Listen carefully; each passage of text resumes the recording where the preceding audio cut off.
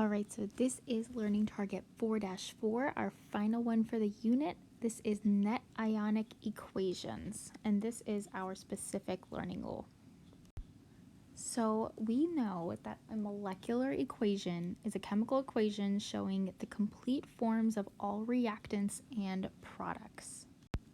It should be completely balanced, and it has all parts of our reaction, including the states of matter.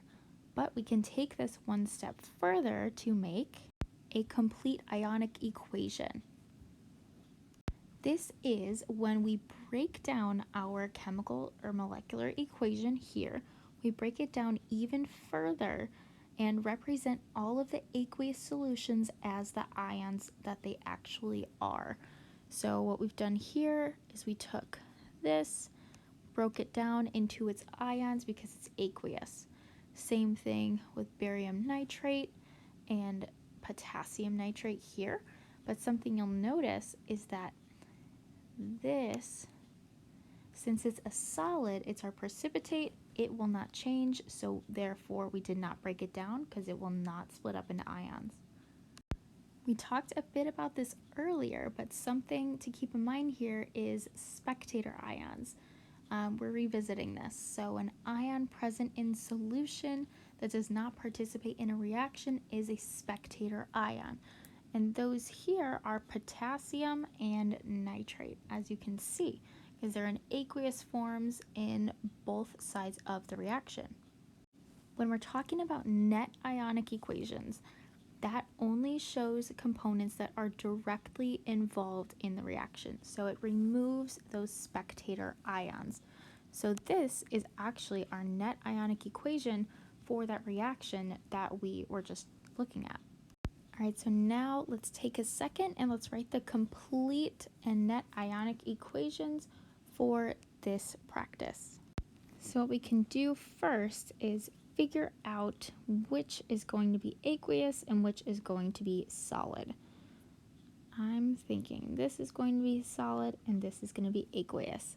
So when we're writing our complete equation, we're going to have barium plus 2. I'm separating all of my ions that are not solid. Minus 3. Those are just my reactants, and these are my products. So now my next step is to balance it. Here is my balanced complete equation. Then I have to add in my states of matter. And as you can see here, I've only got my one solid, which is this guy right here. Everything else is aqueous. Now it's time to write my net ionic equation, which is only going to involve my precipitate. So for that, I can just write out everything that's going to be involved in that reaction. PO4 minus 3 yields my solid. Oh, forgot the states here. All right. And sorry it's so messy, but this is my net ionic equation. So go ahead, take a second and try and write your net ionic equation for this one. All right, this is your answer. This is everything that makes up your solid that should be included in our net ionic equation. All right, that is going to conclude our video. If you have any questions, please write them down now, and I'd be happy to answer them at the beginning of class tomorrow. Have a good night.